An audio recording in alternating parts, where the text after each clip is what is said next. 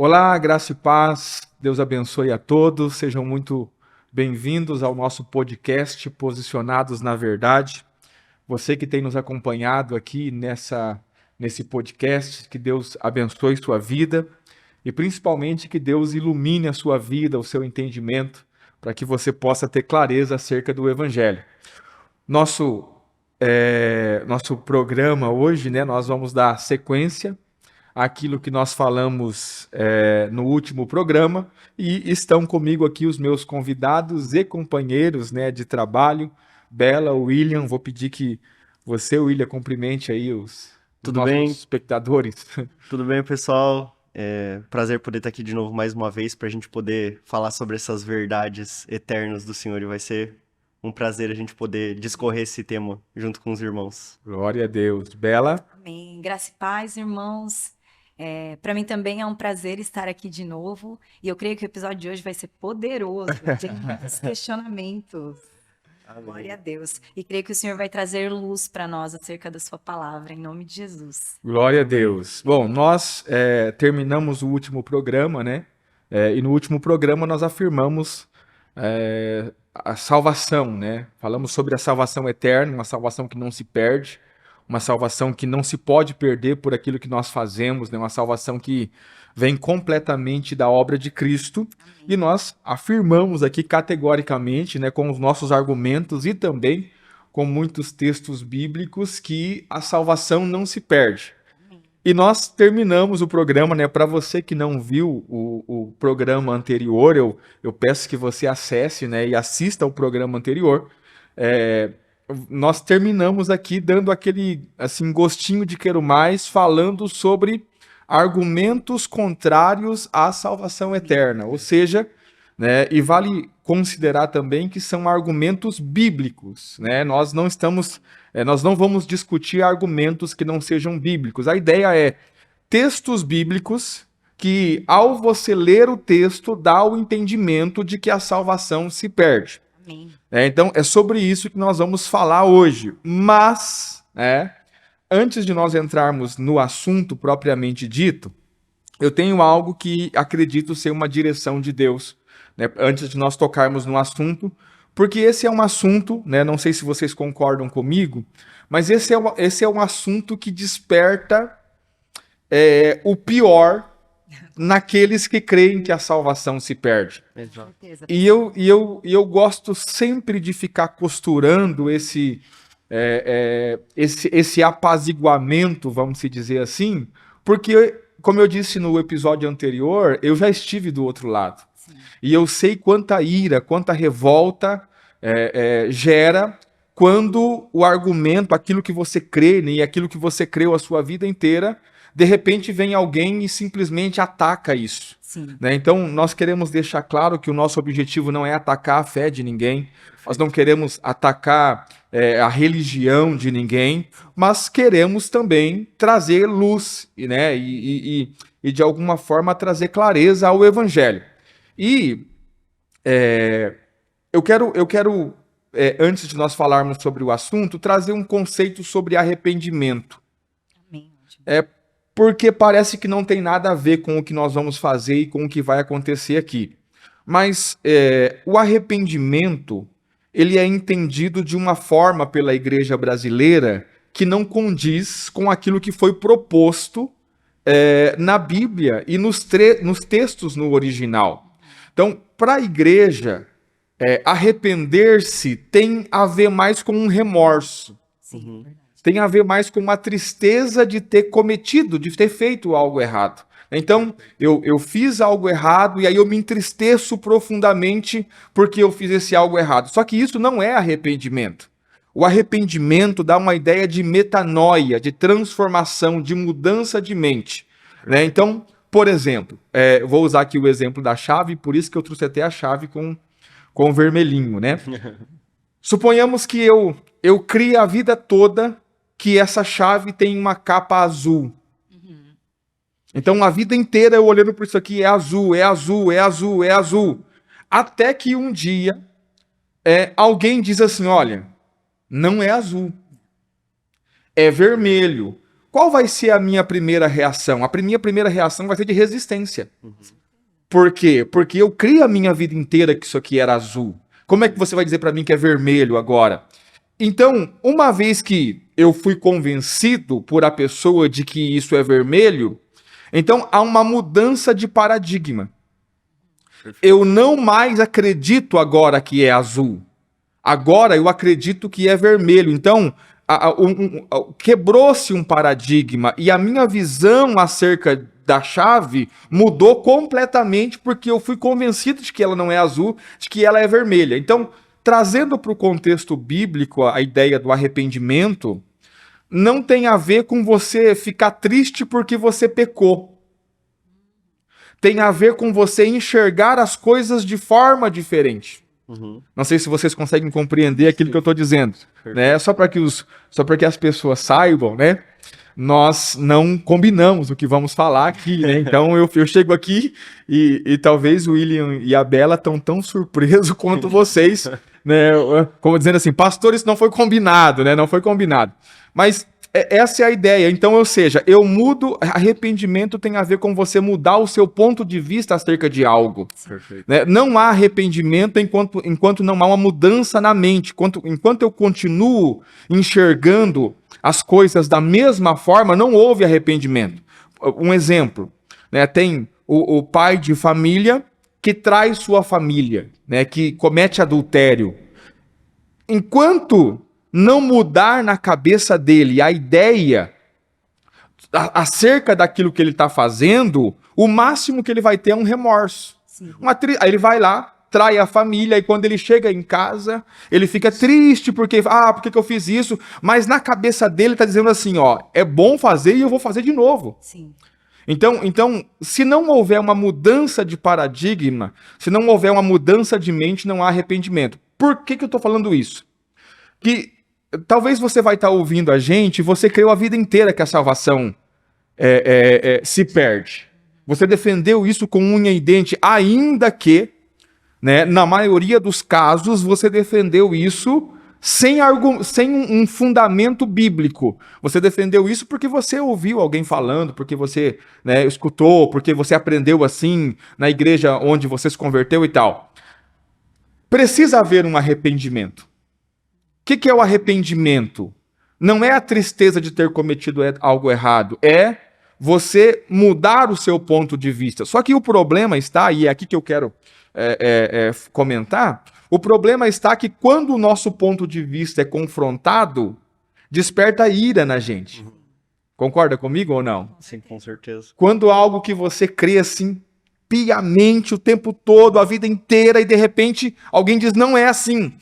E Tiago, né, que é um dos textos que nós vamos comentar hoje mais para frente também, Tiago, ele nos traz algo interessante. No capítulo 1 de Tiago, no verso 21, ele diz assim, por isso, ou seja, por esse motivo, rejeitando toda a imundícia e superfluidade de malícia, recebei com mansidão a palavra em vós enxertada, a qual pode salvar vossas almas. Eu quero destacar do texto aqui recebei com mansidão. Então, por que Tiago me aconselharia a receber a palavra com mansidão? Simples, porque a palavra de Deus, ela vem para nós, na maioria das vezes, para gerar arrependimento. Perfeito. Ou seja, vai confrontar aquilo que nós acreditamos, vai confrontar o mundo em que nós vivemos, ou seja, o mundo que nós criamos para nós mesmos a partir da nossa imaginação. E quando a palavra de Deus confrontar aquilo que eu creio, vai me gerar uma ira. Então, Tiago, ele aconselha, olha, você precisa receber a palavra com mansidão. Por que eu estou falando isso antes de nós começarmos aqui o assunto? Porque talvez o assunto vai gerar em você, né, nessa parte que a gente começar a falar sobre os argumentos contrários, não quero ouvir esse, né? E nós temos uma cultura no Brasil que é muito ruim, porque existem ambientes que eles são propícios para se debater ideias e não se debater pessoas, mas Nós no Brasil, culturalmente, nós temos a infeliz, né? O infeliz costume de cancelar pessoas por causa de suas ideias. Ou seja, quando eu encontro alguém que não fala aquilo que eu acredito, eu simplesmente risco essa pessoa da minha vida. Por quê? Porque ela não fala. E, na verdade, nós deveríamos desenvolver a cultura de ouvir o que as pessoas têm para falar. Seguindo o conselho de Paulo, ouça tudo e retém o que é bom. Sim. O que não é bom você descarta. Né? Mas nós não temos essa cultura. Então, eu até conversando ontem, né, com a Bela e com o William, eu falei para eles se eles estão preparados, né, para serem xingados na internet. Né, porque muito provavelmente alguém vai ver esse episódio aqui e vai lá nos comentários nos dizer, herege, filho do diabo, né, um falso profeta. Tudo por quê? Porque vamos dizer coisas que talvez você não concorde. Né? Então, pense sobre o que eu falei aqui nesse início. De repente, vale a pena você receber a palavra com mansidão. De repente, vale a pena você ler todos os textos com a gente. De repente, vale a pena você parar para pensar naquilo que nós estamos falando, né? De onde nós estamos tirando isso. A ideia não é que nós temos a verdade absoluta e que nós sabemos tudo, mas, né, nós temos um ponto de vista totalmente fundamentado na palavra, né? Vale ressaltar isso. A nossa ideia não é achismos, né? Por isso o nome do nosso podcast, Posicionados na Verdade. Então eu acredito que vale a pena as pessoas que estão nos assistindo nos dar esse crédito, ficar com a gente até o final, ler os textos, né? Então pegue sua Bíblia, você está em casa aí, pegue sua Bíblia, acompanhe os textos, pegue uma caneta, vai anotando, né? Vai acompanhando o que nós vamos falar para ver se tem fundamento bíblico ou se não tem fundamento bíblico. O que vocês acham sobre a minha introdução aqui? Eu acho muito importante, pastor, de fato é isso, né? E também nós recebemos, como o senhor falou, com mansidão a palavra, porque, de modo geral, a palavra de Deus, ela vem para nos confrontar, né? E isso sem colocar o assunto que nós estamos falando, mas de modo geral ela sempre nos confronta as nossas verdades, né? Ou as crenças que nós sempre tivemos. Então, isso também vai ser um assunto que talvez vai confrontar a crença daqueles que estão assistindo de alguma forma, ou aquilo que é, como o senhor disse, né? A pessoa sempre creu que a chave era uma cor, mas nós de alguma forma aqui vamos apresentar aquilo que nós cremos no Senhor, e talvez isso venha confrontá-los, mas que o Senhor abra os corações, eles possam receber com mansidão isso que nós nos propomos a falar aqui, né? E que isso de fato traga, né, contribua de alguma forma para a caminhada dos irmãos e que possa trazer luz também para que eles possam ter ainda mais proximidade com o Senhor. E que não brigue muito com a gente, né? Isso é importante. E todo aprendizado é válido, né? Então, ainda que os irmãos não concordem com aquilo que nós vamos apresentar, sempre há algo para extrair e aprender acerca de tudo que nós vamos falar. Amém? Ouvir tudo e reter Exatamente. o que é bom. Exato. Então, vamos lá, que rufem os tambores. Glória a Deus. Amém. Vamos ao nosso assunto. Nosso assunto é argumentos bíblicos contrários à salvação eterna. Pastor, o senhor falou aí que a salvação é eterna, que não tem como eu perder a salvação, mas quando eu leio alguns textos aqui, o que eu entendo é que há possibilidade de se perder a salvação. Né? Então, eu já quero adiantar aqui que todo texto que aparentemente sugere que se perca a salvação tem por fundo uma má interpretação ou uma interpretação rasa. Então, ou seja, a gente vai precisar aqui gastar tempo para abrir esse leque, né, e não basearmos uma doutrina tão importante quanto essa apenas em um versículo bíblico, né? Então a gente vai ter que entender o contexto desse versículo, o porquê que isso foi escrito, né? Como o William me disse ontem, né? Nós precisamos entender a mente do autor, o porquê que ele estava escrevendo isso, o que cercava ele, quais eram as condições, né, da igreja para a qual ele estava escrevendo ou para a pessoa para a qual ele estava escrevendo.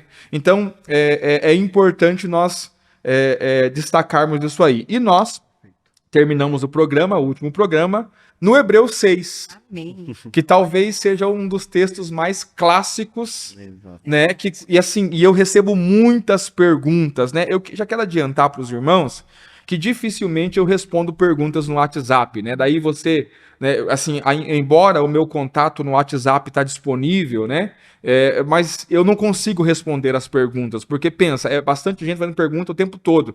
Então, o pastor não me respondeu lá no WhatsApp. Eu respondo um ou outro, mas é meio aleatório, né? Já para adiantar, porque daí você vai mandar lá a pergunta, né? E eu não vou conseguir responder a pergunta para você lá no WhatsApp. Então, eu recebo muita pergunta do Hebreus 6. Pastor, tá, e o Hebreus 6? Né? Então, gostaria que a Bela fizesse para nós a leitura, né, Bela? Do Hebreus 6, verso de número 4, é o verso de número 4, Isso. verso de número 5 e o verso de número 6. Mais uma vez, você em casa, né, ou seja, lá onde você estiver, acompanhe a leitura da Bíblia, né? Pegue a Bíblia, leia com a gente. Importante não ficar só nas nossas Só nas palavras. nossas palavras. Amém. Então, Hebreus 6, verso 4, diz assim: porque é impossível que os que já uma vez foram iluminados e provaram o dom celestial e se tornaram participantes do Espírito Santo e provaram a boa palavra de Deus e os poderes do século futuro e recaíram, sejam outra vez renovados para o arrependimento. Pois assim, quanto a eles, de novo crucificam o Filho de Deus e o expõem ao vitupério. Uau! É impossível, né? O verso de número 6. É impossível Que aqueles que foram iluminados que aqueles que, verso 4, que foram iluminados, provaram o dom celestial, tornaram-se participantes do Espírito Santo, provaram a boa palavra de Deus e os poderes do século vindouro e recaíram. recaíram. Eu já chamo atenção para essa palavra recaíram, né? Porque recair não é o cair. Sim. O recair quer dizer A segunda vez. ou uma terceira, ou uma quarta, uma quinta queda, né? Amém. É impossível que sejam outra vez renovados para O arrependimento. arrependimento, pois assim, quanto a eles, de novo crucificam o Filho de Deus e o expõem ao vitupério, o expõem à vergonha. Então, vamos lá. Esse texto, ele diz exatamente o contrário da possibilidade de se perder salvação. Uhum. Uau.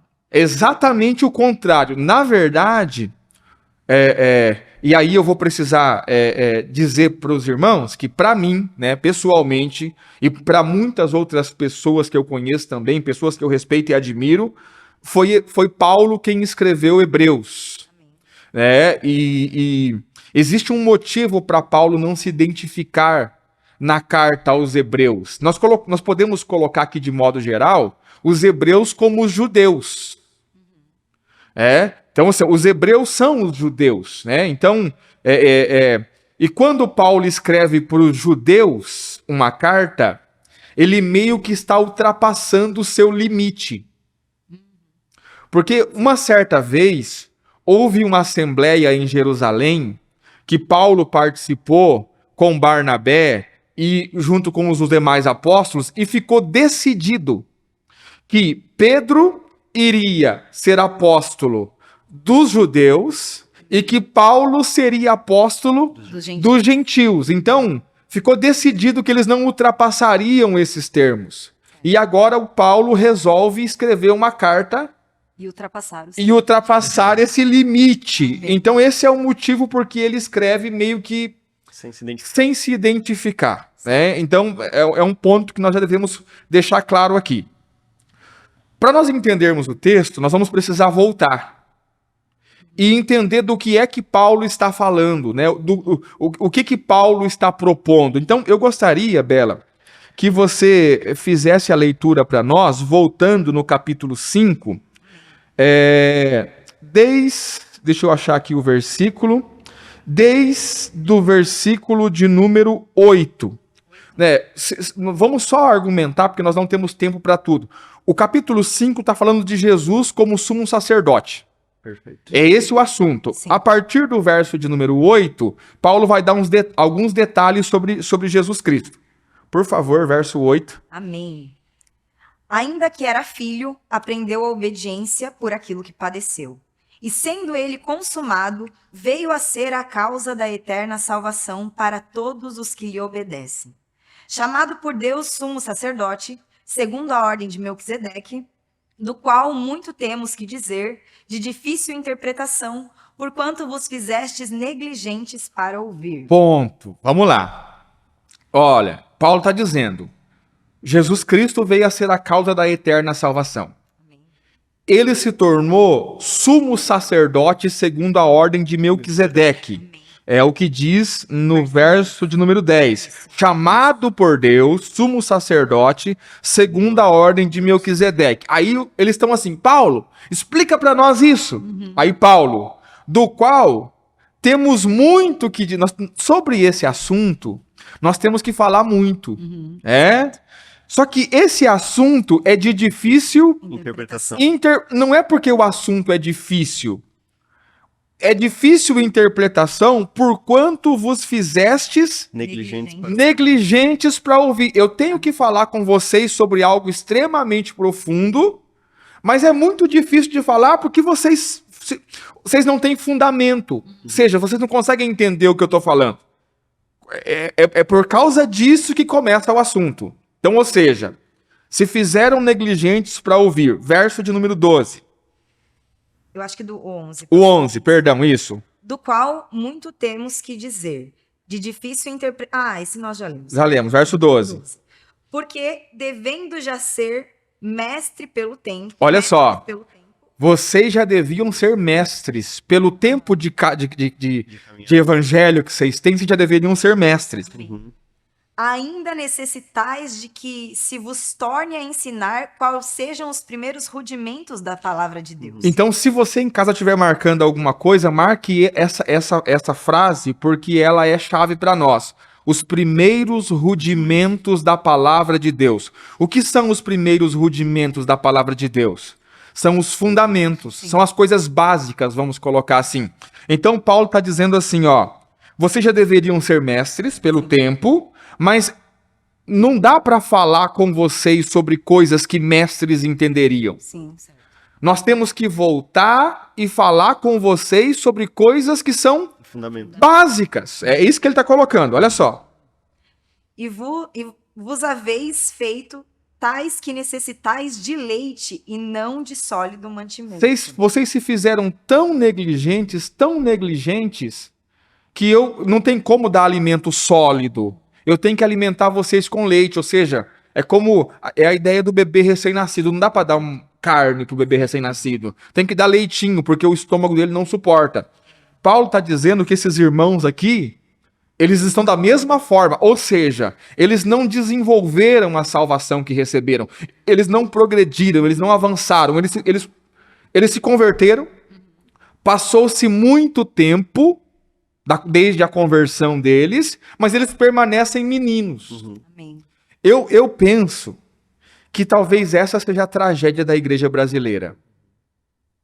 O quê? A única coisa que avança é o tempo. Meu Deus. Então você encontra crentes, né, com 20, 30 anos de igreja, de evangelho, que ainda não consegue responder porque foi batizado. Não consegue responder porque que ceia. Ele não consegue, né? É quase que o contrário aqui dessa igreja, porque essa igreja aqui, ela parou nos fundamentos. Sim. Ela deveria ter avançado, ela parou nos fundamentos. Nós temos uma igreja hoje que nem os fundamentos tem. Isso é muito sério. Então, talvez seja essa a tragédia. Mas vamos lá, continuando, verso 13. Porque qualquer que ainda se alimenta de leite não está experimentado na palavra da justiça, porque é menino. Ou seja, se você não consegue... Então, um crente com 2 anos de igreja, 1 ano de igreja, ele deveria estar discutindo assuntos profundíssimos. Ou seja, alimento sólido, falando sobre coisas profundas, né? Crente com com 1, 2 anos deveria saber o que significa ser sumo sacerdote segundo a ordem de Melquisedeque.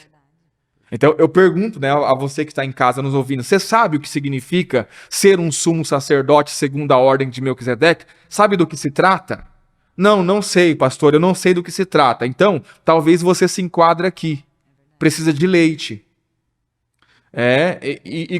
E quando você dá um alimento sólido para uma criança, normalmente causa problema. Uhum. Dá um problema, Ela não consegue digerir isso. dá um revertério.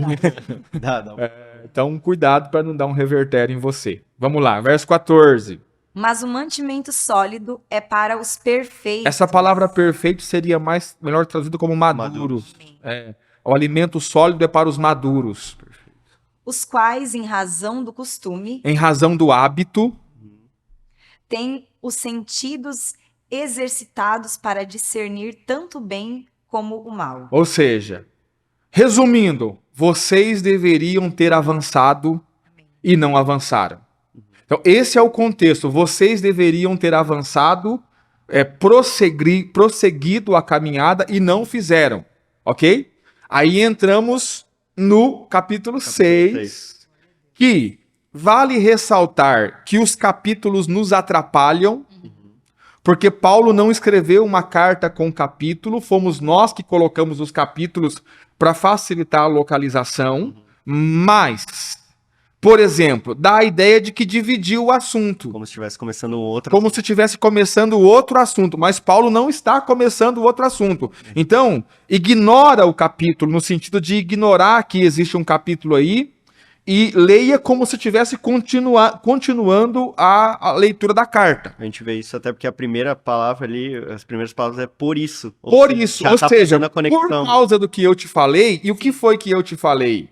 Que vocês são imaturos, meninos e que não avançaram. Por esse motivo, vamos lá.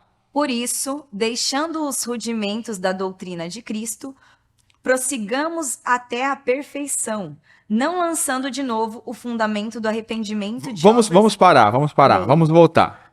Por isso, por esse motivo, deixando os rudimentos da doutrina de Cristo. Se nós voltarmos para o verso 12, onde eu disse que você deveria marcar aí, porque é chave, olha lá.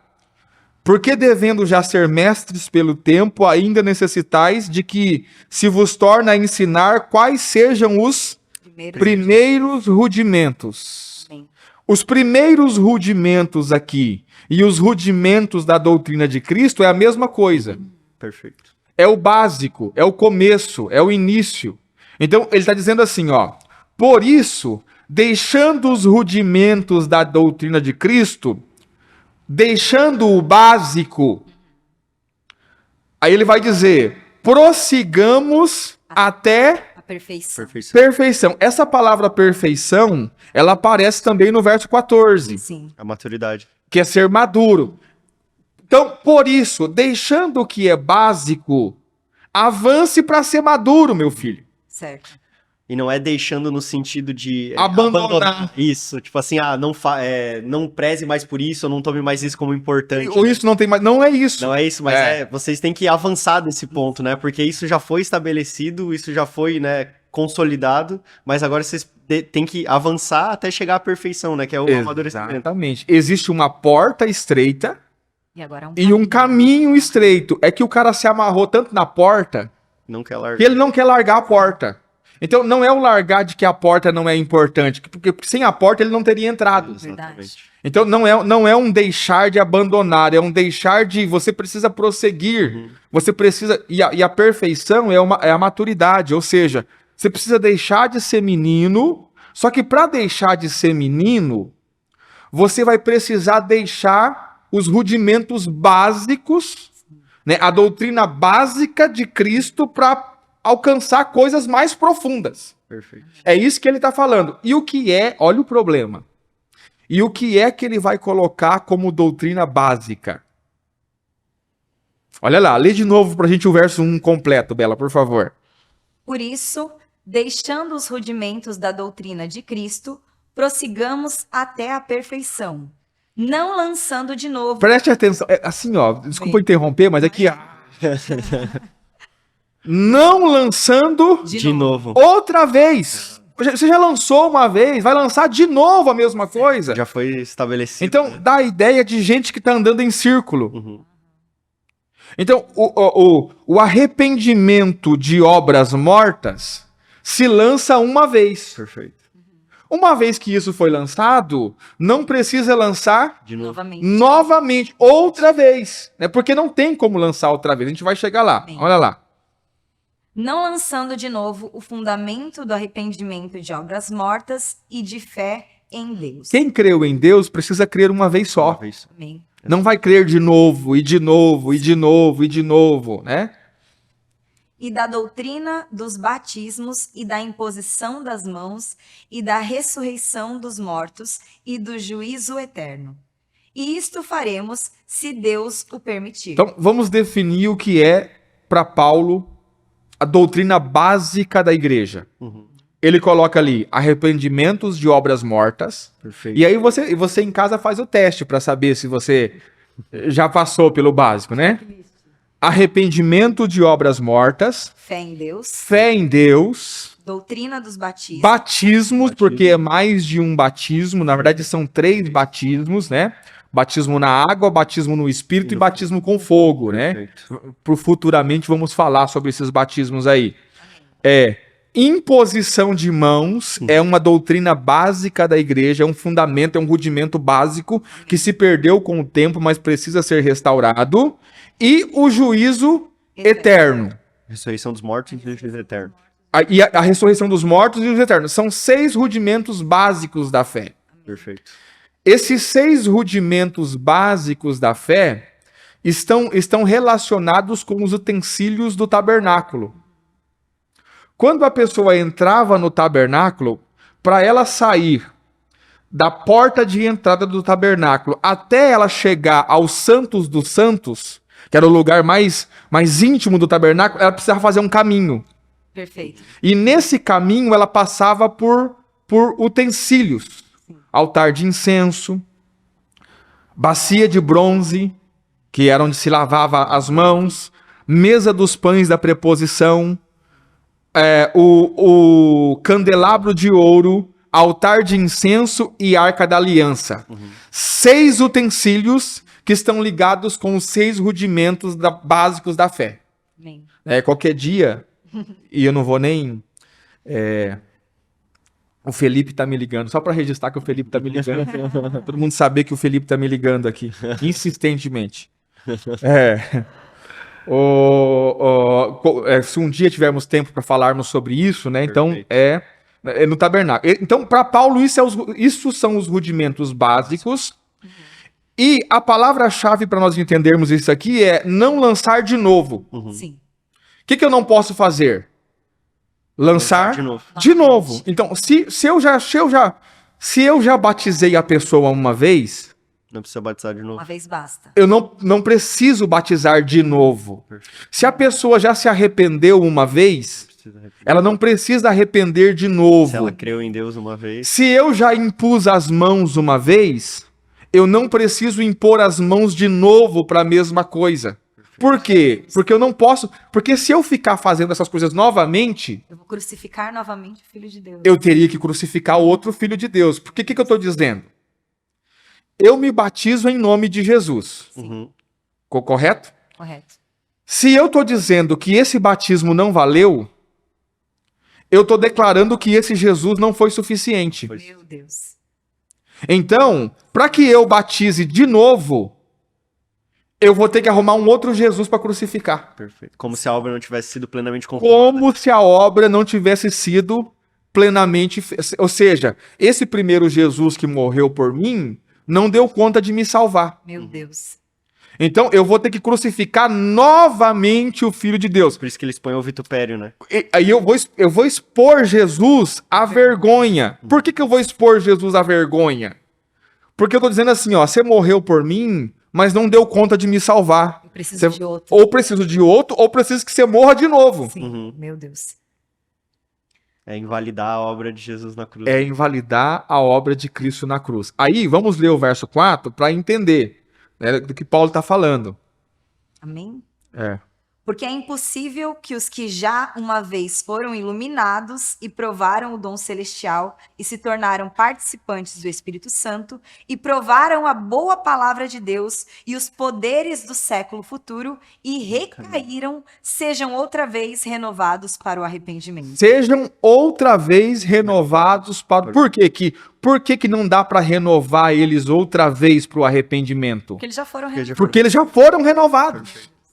Então, e eles já foram renovados em nome do Cristo que morreu. Se esse Cristo não deu conta, se esse sacrifício não foi suficiente, então tem que sacrificar outra vez o Filho de Deus e expor o Filho de Deus à vergonha, dizendo assim, olha, o Senhor disse que estava consumado, mas não estava. Uhum. Porque a obra que você fez não foi capaz de me salvar. Olha eu aqui de novo, sem minha salvação. Sim. Perfeito. Então, o que Paulo está dizendo é exatamente o contrário. É verdade. E o Senhor explicando ali, no verso 1 mesmo, já ficou claro toda a explicação restante do versículo. versículo. Eu acho que nós precisamos ter essa consciência, porque olha como isso é forte e poderoso. Todas as vezes que nós pecamos e dizemos que o nosso pecado foi maior que a obra de Cristo, nós tornamos em vão o sacrifício de Jesus. Exatamente. É o mesmo que dizer que o Filho de Deus morreu, mas a morte do Filho de Deus não é suficiente para pagar os meus pecados. Eu não sei vocês, mas isso para mim tem um peso muito grande. Com certeza. É algo que a gente tem que ter clareza, né? E aí você vê como é importante a interpretação correta do texto, né? Porque lê-se o texto olhando sobre um ponto de vista de uma condenação ou de, né, uma perdição por conta de perder a salvação. Só que se nós formos ver o contexto em que ele acontece, ele está falando de um progresso à maturidade, ou seja, um desenvolvimento da nossa, como o senhor falou, da salvação, né? Que é o desenvolver das nossas almas ao Senhor, né? Nós crescermos em Cristo, nós avançarmos em Cristo. Então ele não está falando aqui de um ponto de vista de salvação ou não. Ele está falando sobre que eles deveriam deixar para trás essa base que já havia sido estabelecida, porque ele vai dizer que não deveria ser lançado de novo o fundamento, é a ideia de uma construção. Se eu já coloquei o fundamento do prédio, eu não preciso construir outro por cima. É desnecessário, você tá jogando trabalho fora, você tá perdendo tempo, tá perdendo... e o nosso tempo é muito precioso, né? Com E aí certeza. eles ficavam, né, aparentemente presos nesse ciclo. Preso nos fundamentos. Exatamente. E não avançavam. E não avançava. Então, quando alguém que já deveria estar falando, como o senhor falou aqui, e que foi citado de coisas profundas no Senhor, ele tá novamente tendo que ser batizado por causa que ele pecou. Ah, então você pecou, você volta, batiza de novo. Ah, você pecou, você volta, você tem que crer em Deus de novo. Você vai ter que receber imposição de mãos de novo. Quando a ideia é que... e aí ele vai dizer do recaíram, que é como se ele tivesse escorregado, né? Não é uma queda que não pode ser mais levantada, mas ele caiu e ele pode se levantar novamente, né? Eu tava lendo, né, sobre o texto, e um autor ele usa um exemplo de alguém que queria... Ele estava indo em direção a uma reunião, ele estava passando por um saguão do hotel, e o objetivo dele era chegar na sala de reunião. E no meio do caminho ele resbala, ele tropeça e cai. Só que aí, se a gente for parar para pensar, é necessário que ele retroceda todo o caminho de volta para que ele consiga chegar no objetivo, ou basta ele se levantar e continuar o caminho? a caminhada.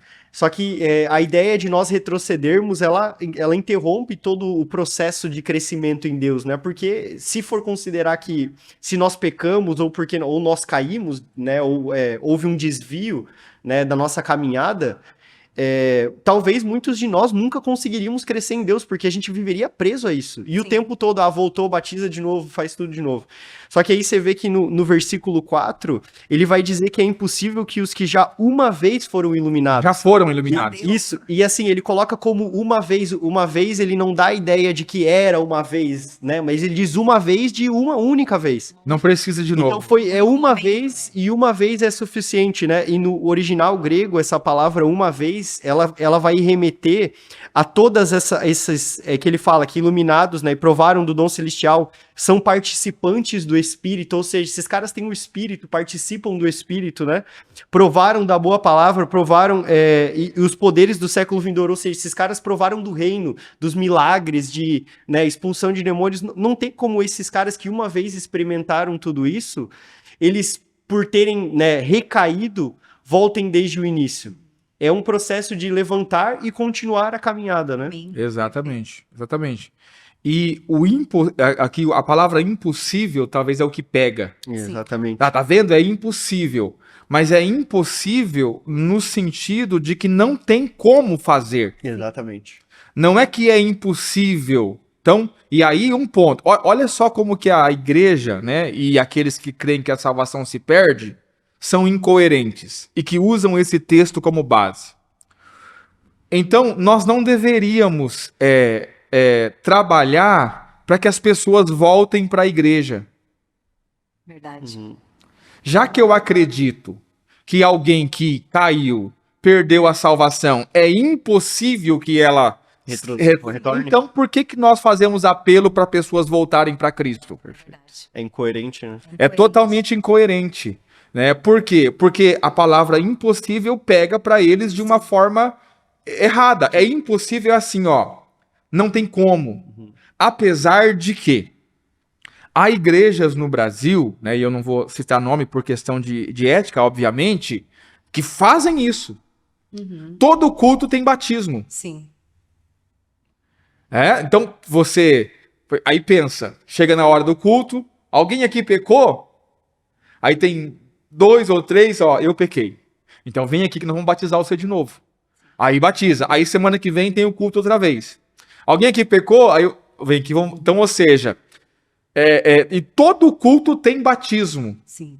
Então, por quê? Vivem a mesma coisa que esses irmãos aqui estavam vivendo. Perfeito. Eles estão parados nos rudimentos básicos, não desenvolvem, não caminham para a perfeição. Sim. E o problema é que sem perceber, eles estão expondo o Cristo ao ridículo Meu Deus. o tempo todo. Sim. Por quê? Porque eles estão dizendo assim, ó, esse Cristo que morreu por mim não conseguiu me salvar, eu me perdi e agora eu tenho que ser salvo novamente. Mas se esse Cristo não é capaz de te salvar, então vai ter que morrer de novo. Sim. E é o que ele diz ali no finalzinho do verso 6, né? Ele diz, recaíram, sejam outra vez renovados para arrependimento, pois assim, quanto a eles, quem faz isso, de novo crucificam o Filho de Deus.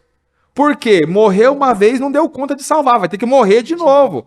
E o expõe ao vitupério, o expõe ao ridículo, expõe à vergonha. Porque sem saber, as pessoas que creem assim e vivem assim, estão dizendo que Jesus Cristo não é capaz de salvá-las. A morte de Cristo não é suficiente. Pregam que Jesus morreu para perdoar todos os pecados, mas na prática, quando pecam, acreditam que o sangue de Jesus não é suficiente para perdoar os pecados. Meu Deus. E aí você vê, né, pastor, que de fato a pessoa crendo dessa forma, isso impossibilita que ela consiga avançar em Deus, né? Com certeza. Preso Você também, e você fica preso a essa realidade, né? Porque só de você pensar que todos os dias da sua vida você tá ali pensando, será que eu vou perder minha salvação? Não vou, vou ter que chegar no culto, vou ter que batizar de novo. Então, você não consegue nem pensar, ou Deus, né, através, né, o Espírito, através de você, conseguir usar a sua mente para entender coisas mais profundas, né? Exatamente. Você tá completamente ali entregue e vivendo essa realidade que te prende. Dá para ver e entender claramente que eles estavam presos a isso, e isso, de fato, fazia com que eles fossem imaturos, né? Ao ponto de Paulo dizer que eles teriam que beber leite, né, de tomar leite, ou seja, compara eles com um bebê, né? Crianças. Então, quando já deveriam ser mestres. E isso é muito sério, né, pastor? Porque eu tenho muito temor em Deus de nós não perdermos tempo, né? Porque o nosso tempo é muito curto, né? Se a gente for ver, a palavra vai dizer que 1000 anos para o Senhor é como um dia. Então, para o Senhor, o tempo que nós temos aqui é muito curto. Esse tempo que nós temos aqui é o único tempo que nós temos para servir o Senhor. né, de fato que nós podemos fazer e realizar a vontade dele aqui na Terra.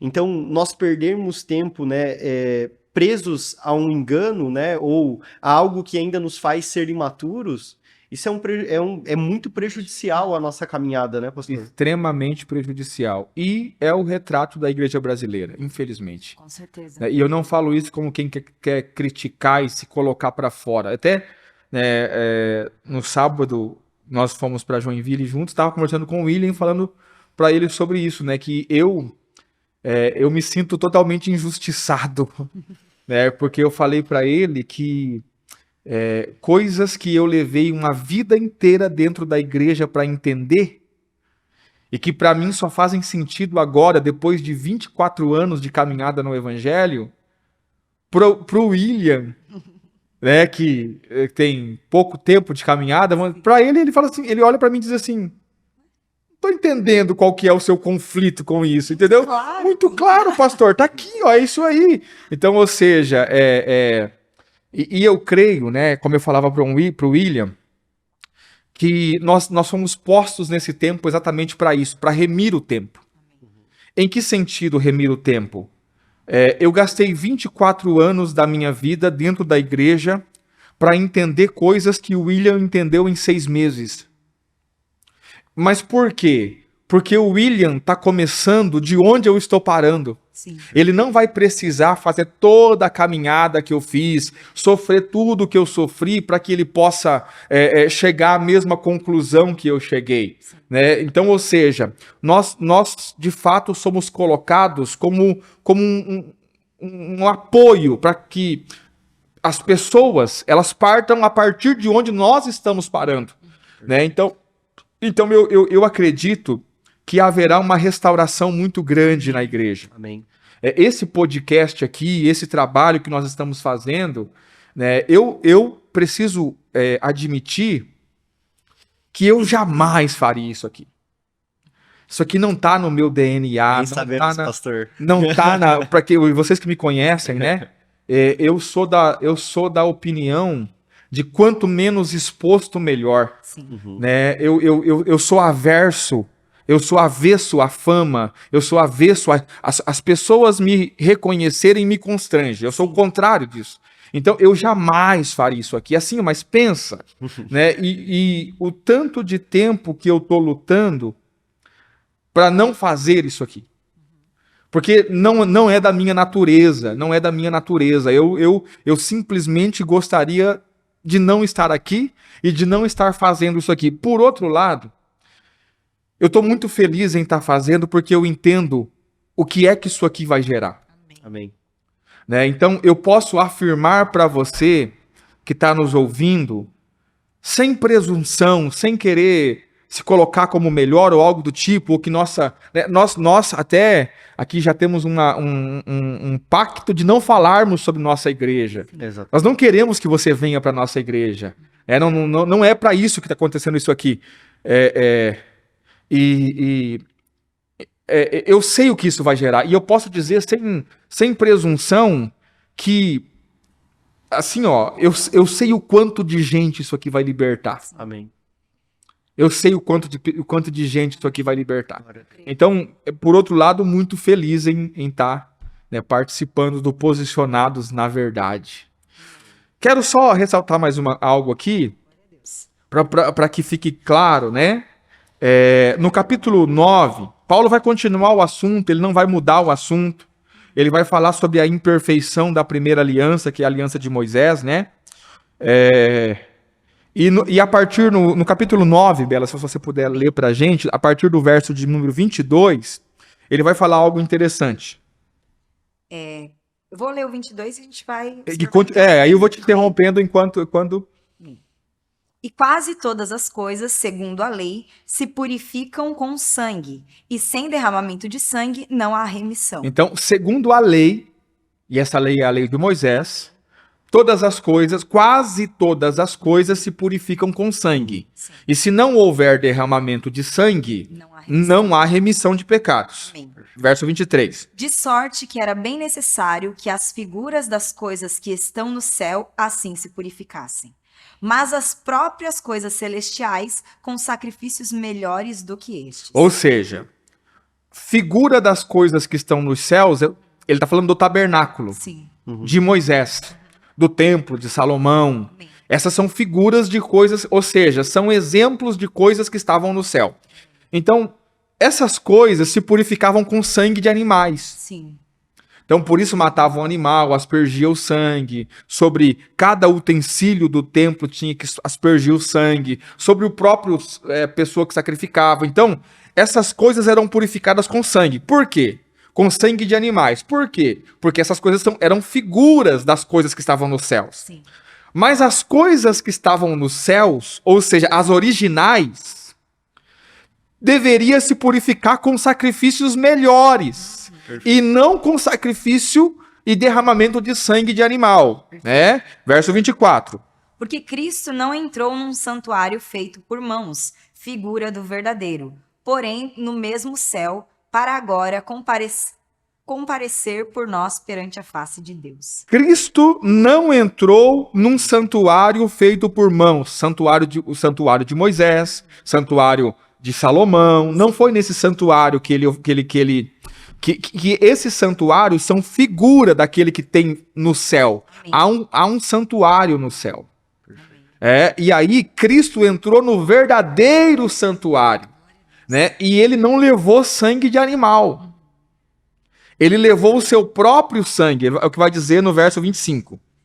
Nem também para si mesmo se oferecer muitas vezes. Olha o ponto que eu queria. Nem também para si mesmo para se oferecer. Muitas vezes. Porque como que era o sacrifício feito no santuário que era figura? Muitas vezes. Todos os dias se repetia. Quem segue a lei de Moisés e, lembrando, nossa introdução aqui, Paulo está escrevendo para os judeus que seguem a lei de Moisés, na cabeça deles tem que sacrificar o tempo todo. Perfeito. É uma crença, né? É uma crença. Então Paulo está tentando explicar que Cristo não vai morrer várias vezes. Não é da mesma forma. Ele vai morrer uma única vez. Olha lá, lê o 25 de novo. Nem também para si mesmo se oferecer muitas vezes, como o sumo sacerdote cada ano entra no santuário com sangue alheio. De outra maneira, necessário lhe fora padecer muitas vezes desde a fundação do mundo. Ou seja, se um sacrifício de Cristo não é suficiente, vai ter que vir outro, ele deveria morrer muitas vezes desde que o mundo existe. Sim. Consegue entender? Então, ou seja, qual que é a ideia? A ideia é Cristo vai ter que vir várias vezes, morrer várias vezes. Por quê? Porque o sacrifício que ele fez não é suficiente. Então vai ter que fazer outro, e outro, e outro, e outro, e outro, e assim infinitamente. Perfeito. E Paulo está tentando explicar para eles que não é assim com Cristo. É um único sacrifício, olha só. Mas agora, na consumação dos séculos, uma vez se manifestou para aniquilar o pecado pelo sacrifício de si mesmo. Para aniquilar. A palavra aniquilar, eu nem sei se tem um correspondente aqui para nós, Dicionário. Aniquilar é não existir mais. Não é tipo matar. É trucidar, sei Aniquilar não. Quando a gente tem uma doutrina, que por sinal é errada, que eles falam da aniquilação da alma. É como que se a alma em algum momento vai deixar de existir. Sim. Então, Cristo, como diz aqui o texto, ele se manifestou para aniquilar o pecado pelo sacrifício de si mesmo. Qual que é aí os significados é abolição, anulamento, remoção completa ou rejeição. De não existir mais. Então, assim, essa é outra parte da doutrina que as pessoas não entenderam ainda. Porque Cristo não só perdoou os pecados. Ele aniquilou. Ele aniquilou os pecados. Nós ainda não vemos isso na prática. Sim. Né? Mas acredite, Cristo venceu o pecado. Ele não é um venceu de pagou o preço para me perdoar. É um venceu de não haverá mais pecado. Acabou o pecado. E ele fez isso com um único sacrifício, que é o que ele está tentando explicar. Vamos lá, Ele continuando. fala no final do 26, pelo sacrifício, não sacrifícios. Pelo sacrifício de si mesmo, exatamente. Glória a Deus. 27 ou eu leio de novo? O 27. E como aos homens está ordenado morrerem uma vez, vindo depois disso o juízo? Assim também Cristo. Ele não pode morrer várias vezes. Muito claro. Ele pode morrer uma vez só. Então, se esse sacrifício de Cristo não é suficiente para perdoar todos os meus pecados, eu não tenho outro sacrifício. Sim, não tem outra solução. Não tem outra solução. Por isso que é impossível. Perfeito. Perfeito. É impossível. Impossível por quê? Porque não tem outro Cristo. Sim. Se esse aqui não te é suficiente, acabou para você. Na verdade, Cristo é o próprio Deus, né? Então, se Deus não deu conta, quem que vai dar conta do seu pecado? Acabou. Aí olha só o verso 28. Lê o 27 e o 28 todo. É que eu não deixo você ler, né? E como aos homens está ordenado morrerem uma vez, vindo depois disso o juízo, assim também Cristo, oferecendo-se uma vez para lavar os pecados de muitos, aparecerá a segunda vez sem pecado aos que o esperam para a salvação. Ou seja, a primeira vez ele veio e morreu. Uma única vez, única como vez. diz o texto. Bem claro. Agora, quando ele voltar, não vai ser para morrer de novo pelos pecados. É já para levar aqueles que ele salvou. Perfeito. Amém, glória a Deus. Então o texto de Hebreus fala exatamente o oposto Daquilo que se entende. do que se entende e do que as pessoas usam ele para dizer que a salvação ela se perde. É exatamente o contrário. Cristo é suficiente Aleluia. Glória a Deus. para a nossa salvação. No capítulo 8 também, se a gente voltar, ó, Muito claro, o texto, pastor. Meu Deus. no capítulo 8, aqui, ele vai falar também sobre essa questão de Cristo ter morrido. Ele vai falar sobre a imperfeição da primeira aliança, né? No capítulo 9. Capítulo 9, ele fala sobre a imperfeição da nova aliança, fala de Cristo morrendo uma única vez, né? No capítulo 7, por exemplo, ele fala sobre a superioridade de Cristo como sacerdote, né? No verso de número 15, vamos ler a partir do verso de número 13. Vamos lá. 7:13. Porque aquele de quem estas coisas se dizem... Vamos ler o 12. Né? Amém. Eu gosto do 12 também. Ela vai gosta de tudo, mas o 12 é. Porque mudando-se o sacerdócio, necessariamente se faz também mudança Da lei. da lei. Se mudar o sacerdote, Muda a lei. tem que mudar a lei. Perfeito. Meu Deus. Então, e aí ele vai explicar: Jesus Cristo não é sacerdote levítico. Sim. Uhum.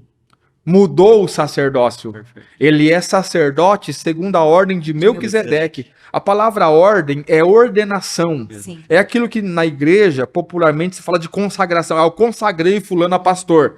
A palavra certa não é consagrar, é ordenar.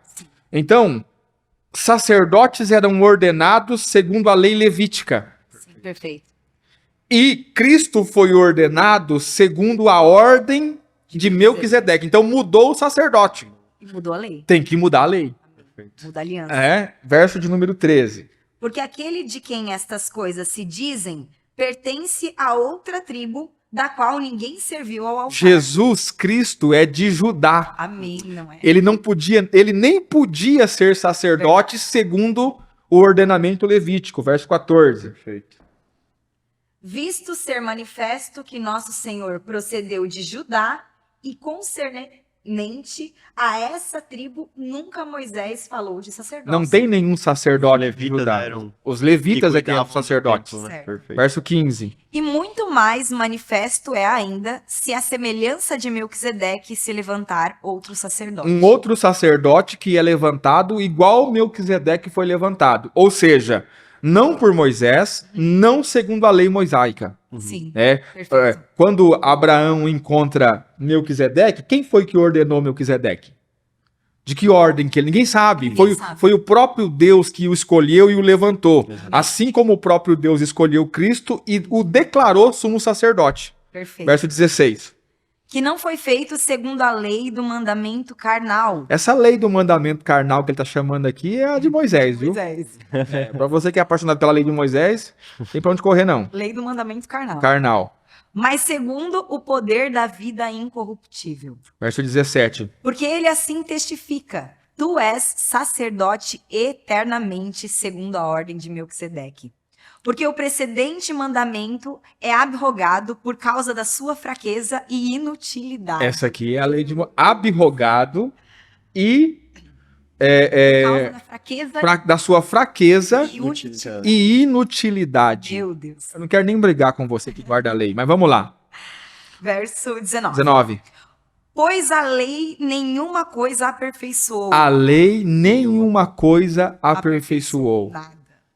E desta sorte é introduzida uma melhor esperança pela qual chegamos a Deus. Não chegamos a Deus mais pela lei de Moisés, chegamos a Deus por Cristo, que é um sumo sacerdote superior a Arão. Essa é a ideia. Perfeito. Pastor, seria certo dizer então que pela lei ninguém chega à maturidade? Pela lei ninguém chega à maturidade, pela lei ninguém chega a Deus. Meu Deus. Pela lei todos estão reprovados. É verdade. Porque Jesus é o único caminho. É o único verdade. caminho, a verdade e a vida. Meu E Deus. ninguém vem ao Pai. Se não por ele. Então, se eu seguir as leis de Moisés, eu não vou ao Pai. Sim, verdade. Por quê? Porque a lei de Moisés não me leva para o Pai. Uhum. Pelo contrário, a lei de Moisés me afasta do Pai, não porque a lei é ruim, mas é porque eu não dou conta de cumprir a lei. Sim. Perfeito. Então, se há um padrão que eu preciso cumprir para me aproximar de Deus e eu não consigo fazê-lo, então essa lei não me aproxima, ela Minha fala. me afasta de Deus. Porque aí as pessoas caem naquela condenação e aquele pensamento: eu não vou conseguir. E já que eu não vou conseguir mesmo, então eu desisto. Agora eu desisto e vou viver minha vida. É o Vou viver Adão minha fugindo vida. de Deus, né? Exatamente. Verso 20. 20, né? E visto como não é sem prestar juramento, porque certamente aqueles sem juramento foram feitos sacerdotes, mas este com juramento por aquele que lhe disse: jurou o Senhor e não se arrependerá. Tu és sacerdote eternamente, segundo a ordem de Melquisedeque. Sacerdote eternamente. Por que eles tinham que ficar oferecendo sacrifícios também o tempo todo na lei? Porque o sacerdote morria. Sim. Então, eu tenho um bom sacerdote. Vamos lá. Eliezer. Só que quanto tempo Eliezer vai viver? Daqui a pouco ele morre. Sim. E aí, quando ele morre, ele deixa de ser sacerdote. Vai ter que se levantar outro, e outro, e outro, e outro. Jesus não. Jesus é sacerdote, Eternamente. então, ou seja, ele não morre. Ou melhor, ele morrendo, reviveu. Glória a Deus. Então, ele é o meu sacerdote para sempre e eu nunca vou precisar de outro. Glória Essa é a Deus. ideia. Verso de número 22. 22. De tanto melhor aliança, Jesus foi feito fiador. E, na verdade, aqueles foram feitos sacerdotes em grande número, porque pela morte foram impedidos de permanecer. Morriam, entendeu? Então, quantos sacerdotes vão levantar? 70. Sim. Por quê? Porque vão morrendo, não conseguem. Jesus não. É um É um único. Um único. suficiente. Mas este, porque permanece eternamente, tem um sacerdócio perpétuo. Perpétuo. Portanto, pode também salvar perfeitamente os que por ele se chegam a Deus, vivendo sempre para interceder por eles. Pode ou não pode salvar? Perfeitamente. Perfeitamente. Pode salvar perfeitamente. Glória a Deus.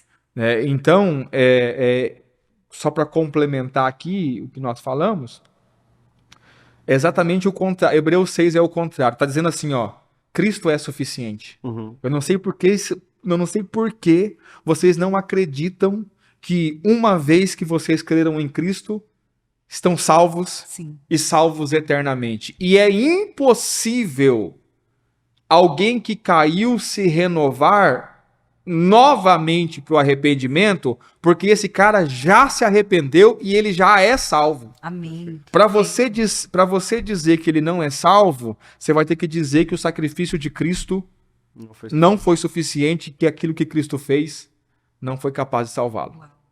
Meu Deus, é muito claro os textos, né, pastor? Muito claro os textos. Nós vemos que muitos irmãos vivem, de fato, presos ao engano e, na verdade, meio cegos em relação à palavra de Deus. Isso é muito claro até para nós que, no meu caso, creio que a salvação ela é eterna pela fé. Esses textos, eles trazem até uma confirmação para a nossa fé, né? Exatamente. Estou aqui quase explodindo. E essa questão da influência do ambiente, né, também com que nós convivemos. Então, eles, por uma questão de crença, pensavam que com Cristo era da mesma forma, né? Por crerem que os sacrifícios eram necessários em todo o tempo, né? Que os animais sempre eram levados a sacrifício. Isso fazia que eles pensarem com que o sacrifício de Cristo não era suficiente.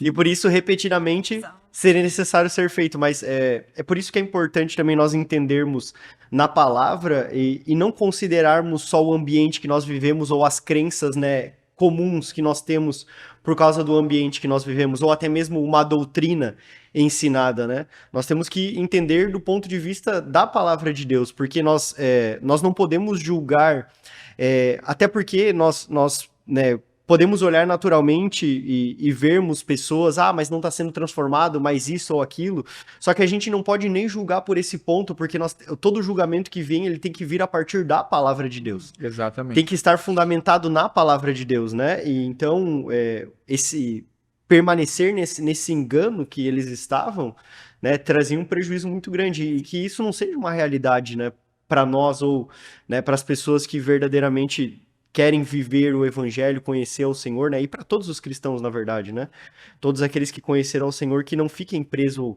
de alguma forma a um engano ou uma doutrina que não está completamente fundamentada na palavra. Porque na palavra a gente vai entender aquilo que de fato o Senhor se comprometeu a fazer, né? E entendermos que a obra foi completamente concluída. E é algo muito sério, né? Eu vou falar algo aqui muito sério, porque o que as pessoas me dizem? Como que as pessoas me abordam? Por exemplo, eu dou uma aula dessa em um lugar, como que as pessoas me abordam? Elas dizem assim: na minha igreja, nós cremos assim. Sim. Então, o que eu preciso dizer? Então, você não segue a Cristo. Você segue a sua igreja. Perfeito. Então, você... mas o meu pastor, ele pensa assim. Então, você não segue a Cristo, você segue o seu pastor. Pastor, mas eu não tenho que ouvir o meu pastor, eu não tenho que ouvir a minha igreja. Se o seu pastor e a sua igreja está fora da palavra, não. Você não deveria ouvi-los. E eu faço um alerta aqui.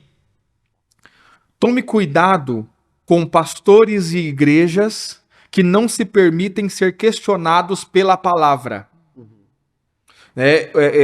Eu falo isso porque eu tenho... Alguém me pergunta assim, qual é a visão da igreja de vocês? O que vocês seguem? Qual que é a doutrina? E eu digo assim, não temos. Sim. E por que não temos? Porque nós não temos nada definido. E por que nós não temos nada definido? Porque o tempo todo nós estamos entendendo algo novo na palavra. E nós não estamos presos a nada. É verdade. Nós não estamos presos absolutamente a nada. E eu tenho prazer quando algum membro, embora aconteça pouco, me questione na palavra. Pastor, mas por que nós estamos fazendo assim se na Bíblia diz assim, assim e assim? Sim. Eu lembro até um dia... que a Bela, não sei se foi a Bela ou se foi a Nai, tínhamos feito uma reunião, estávamos conversando sobre a igreja primitiva e de como eles se reuniam, né? E aí a pergunta, pastor, mas se é assim, então por que nós se reunimos assim? Então nós estamos reunindo errado, né? Então, ou seja, se o seu pastor... E aqui eu perco a audiência de todos os pastores, né? Mas tô falando isso porque eu te amo, acredite, ainda que não pareça. Se o seu pastor não se permite ser questionado pela palavra, obviamente, com respeito, com honra, dizer, pastor, não tô entendendo, a gente tá fazendo, tá errado isso aqui, nós estamos, né? Se você não tem essa abertura, você tá em perigo. Se a doutrina da tua denominação fala mais alto do que a Bíblia, o conselho que eu dou para você é fuja daí. Sim.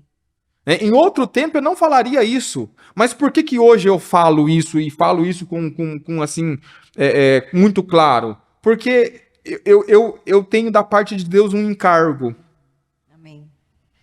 E eu até acho que é mais fácil você libertar um ímpio Com certeza. que está lá no mundo, nas drogas, na prostituição, no álcool, do que você libertar um crente preso a uma doutrina que não pertence à palavra de Deus. Por Com quê? certeza. Porque o ímpio não lê a Bíblia. Então, se você disser para ele assim, olha, Jesus morreu para perdoar os seus pecados, o sacrifício de Cristo é suficiente, se você crê nele, ele acredita. E ele não vai dizer para você assim, mas lá na minha igreja não é assim, lá no bar que eu frequento não é assim. Ele não vai dizer isso. Ele não vai oferecer resistência à palavra.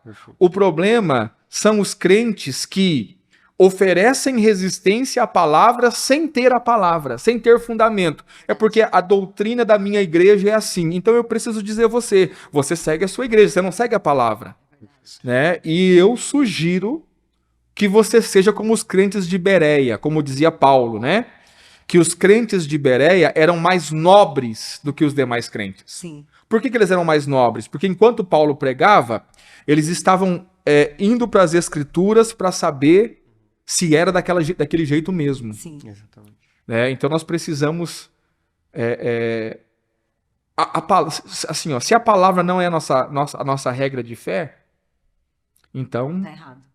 nós temos problema. Sim. Ah, mas meu pastor não concorda.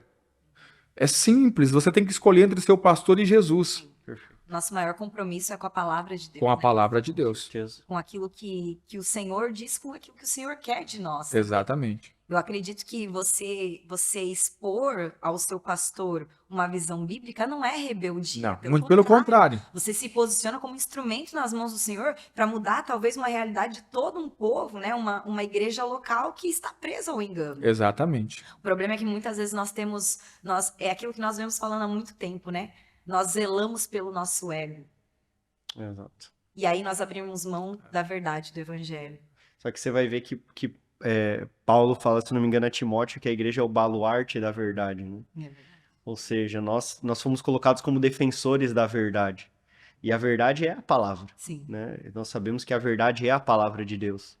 Então, nós temos que entender também que nós temos que viver pela palavra, porque a ideia de você ser defensor, né, e a ideia que Paulo dá não é de um ataque de alguém que vem contra, mas são as distorções da palavra. Da palavra. E isso é muito tênue, né? Muitas vezes até sensível de ser percebido, né? Você realmente tem que tá alinhado com a palavra, conhecer o coração de Deus para que você consiga perceber. Porque essas distorções às vezes são muito sensíveis, né? Sim. E muitas vezes não feitas por mal, penso eu, Sim. né? Mas por de fato talvez não ter a plena revelação ou a compreensão, não colocando o que nós temos de forma alguma, né? Mas naquilo que se crê vive. Só que também nós temos que estar abertos a receber o novo do Senhor, porque aqui em Hebreus mesmo vai falar que a palavra é viva e é eficaz. Sim. A palavra é viva porque ela é Cristo, e Cristo é a palavra. Então, a ideia de ela ser viva é porque há um espírito por detrás da palavra, e quando nós lemos esse espírito, ele vai trazendo revelação aos nossos corações. E muitas vezes, algo que nós cremos a vida inteira, em um texto você lê e você percebe... Cara, a chave nunca foi azul, a chave sempre foi vermelha. Exatamente. Só que aí o ponto é o que? Quanto nós estamos dispostos, né, a assumirmos publicamente, principalmente talvez numa posição de liderança, né, pastor, no seu caso, assumir publicamente e dizer assim, cara, não era, até esse ponto, né, a gente viveu assim, mas o Senhor me acrescentou algo que eu entendo que a gente não estava plenamente correto nesse posicionamento e agora nós vamos caminhar para uma nova direção. Então isso não é simples, né, pastor? Eu guardo uma cena, né, e é uma coisa que, assim, me ensinou muito, muito, muito, muito. Eu me converti numa igreja, e até hoje eu faço parte da mesma igreja, e eu sou pastor nessa igreja hoje, né? A mesma igreja há 24 anos, mas quando eu me converti, nós críamos que a salvação se perdia. E nós cremos nisso por 16 anos. 16, 17 anos. Até que um dia Deus enviou alguém que nos convenceu, de fato, pela palavra de Deus, que nós estávamos errados. E que nós Então começamos a crer que a salvação não se perdia. Mas não toda a igreja. Foi feita uma reunião para um grupo e meu pastor, né, no domingo, chamou toda a igreja, um domingo de ceia, chamou toda a igreja e disse: olha, eu quero pedir perdão a vocês, porque há 16 anos nós temos pregado para vocês errado, nós temos ensinado errado, né? E a culpa é minha, foi eu que preguei errado para vocês. E aí expôs sobre a salvação e o correto é isso aqui, a salvação não se perde. E isso gerou em mim, na época, eu não era pastor, eu era só um jovem na igreja, uma confiança muito grande. Porque assim, qual que é o pensamento dos pastores? O que as pessoas vão pensar de mim se eu vim aqui dizer que eu preguei errado?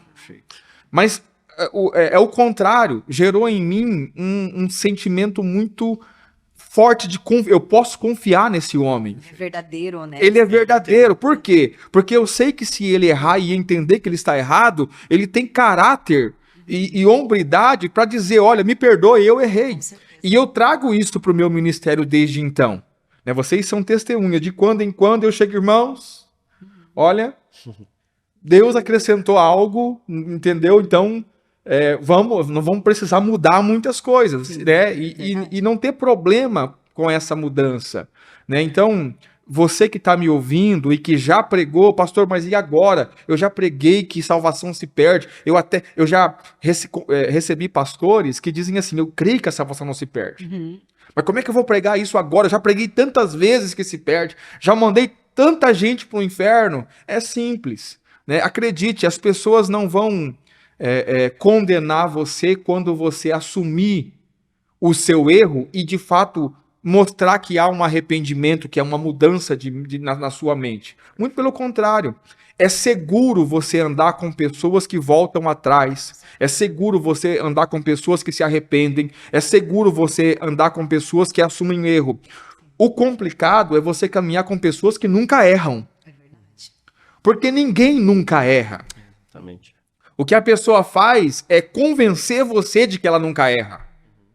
Mas para isso ela vai precisar esconder muita coisa, maquiar muita coisa. Então é um exemplo que eu trago para mim, para o ministério, e é algo que eu compartilho com as pessoas para que você possa também fazer isso, caso você seja convencido pelo Espírito de Deus. Nós estamos chegando ao final. Amém. do nosso programa. Quero que você, William, e você, Bela, façam as considerações finais. E baseado no texto e no que nós falamos, o que vocês podem considerar. Nós não oramos hoje no começo do programa, mas eu gostaria de terminar o programa, e aí vou terminar o programa orando, né, para que a obra do Espírito de Deus seja feita.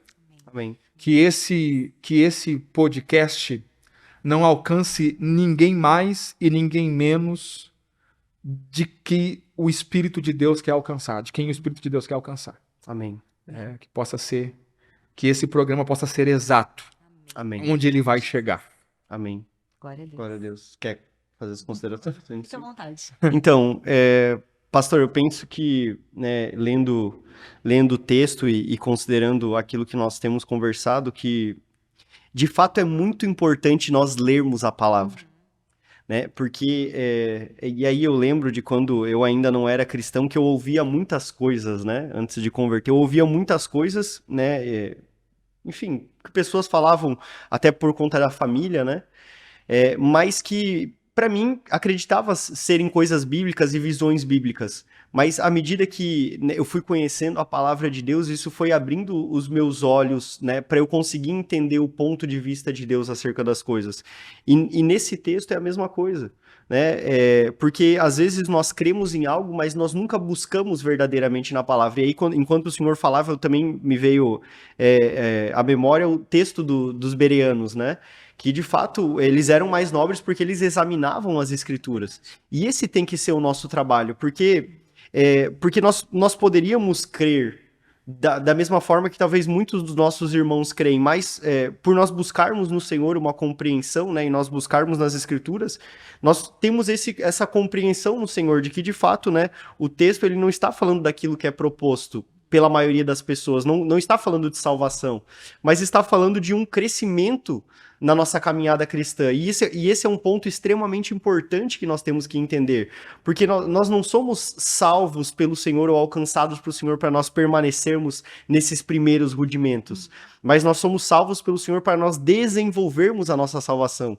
E quando nós falamos de desenvolver a salvação, nós não estamos falando de eu brigar pela minha salvação ou ter que conquistá-la todos os dias. Não, mas de fato, né, uma vez alcançado pelo Senhor e salvo por Ele eternamente, eu desenvolver essa graça e esse presente de Deus que me foi dado para que eu possa ser um instrumento de Deus aqui nessa terra.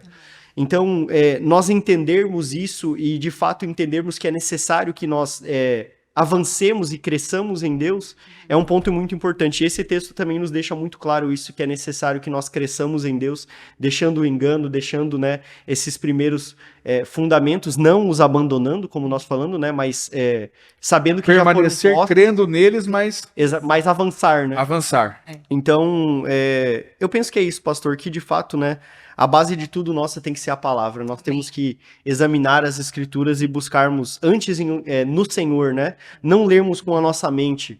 Porque talvez numa leitura, né, com a nossa mente natural, nós podemos buscar interpretações do nosso ponto de vista, né? Baseado nas nossas crenças, nas nossas experiências, baseado naquilo que nós entendemos, né? Mas nós temos que ler e entender que há um espírito por detrás da palavra. Então, nós temos que orar, nós temos que buscar no Senhor para que nós possamos entender, né, o espírito que está por detrás da palavra, né, e recebermos dessa vida do Senhor. Amém. Queria falar para os irmãos também que o nosso intuito não é que eles acreditem em tudo que nós falamos, muito né? pelo contrário. Mas nós queremos desafiá-los, que nem o William falou, né? Vai examinar, vai buscar a palavra de Deus. Então, nós queremos desafiar os irmãos a, de fato, se posicionar na verdade. Eu vejo que o autor da carta aos Hebreus, ele deixa claro também que isso é uma decisão, né? Nós precisamos decidir deixar os primeiros rudimentos e seguir nessa caminhada. Mas eu queria, da mesma forma que eu encerrei o outro capítulo, lembrar os irmãos que Cristo é suficiente. Glória a Deus. Porque nós temos muita base, mas eu falo, porque ao meu coração, a coisa que mais grita é isso. Cristo é suficiente. Nada do que eu fiz ou o que eu vou fazer vai anular aquilo que Cristo fez. Amém. Então, se precisa ser gerado em você uma certeza ou uma revelação, que seja essa revelação. Jesus Cristo é suficiente, Ele é o Filho de Deus que encarnou, viveu na terra como homem, morreu, ao terceiro dia ressuscitou e consumou a sua obra. Amém? Glória a Deus. Essa é a minha oração e o meu desejo, que os irmãos tenham essa convicção, que o sacrifício de Jesus é suficiente. Amém. Amém?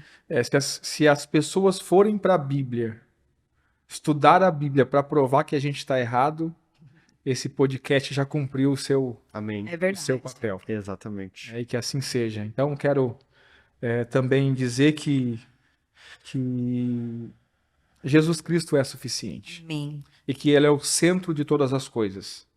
E no mínimo percepção de que Cristo deixou de ser o centro de alguma coisa, coloque o pé para trás, pense, porque tem algo errado. É verdade. A igreja é de fato edificada por Cristo. Gostaria de encerrar orando, né, e dizer a você que ficou até aqui o final do programa, que Deus abençoe sua vida, né? Se você acredita, e só se você acredita, que você deve compartilhar esse programa com alguém, faça isso. Né? Encaminhe para alguém, seja também um instrumento de Deus na vida das pessoas que precisam. Vamos orar? Amém. Pai Santo, nós te rendemos graça. Obrigado, Senhor Deus, por esse tempo. Obrigado, ó Deus, por tanta clareza na tua palavra. Obrigado pelo teu Espírito que está em nós e se fez presente aqui. Obrigado, Jesus Cristo, pela tua presença conosco. Obrigado, Senhor, pela liberdade que nós temos com a tua palavra. E obrigado pelo chamado do Senhor para que sejamos, de alguma forma, instrumentos nas mãos do Senhor para a vida de muitas pessoas que esse programa vai alcançar no nome do Senhor Jesus. Nós oramos a Deus para que esse programa ele chegue nas pessoas que o Senhor quer alcançar com ele. Nós não estamos aqui, Senhor, em busca de fama, de reconhecimento. Essas coisas para nós não importam. O que importa é que as pessoas que precisam ouvir aquilo que nós falamos aqui hoje, ouçam, ó Deus, no nome do Senhor Jesus, e que o teu Espírito encontre os meios e assim leve, Senhor, esse programa, essas informações, essa palavra ao coração de quem precisa ouvir. E nós somos gratos ao Senhor por esse privilégio que nós temos de servir ao Senhor. Nós oramos no nome do Senhor Jesus. Amém. Amém. Glória a Deus. Glória a Deus. Glória a Deus.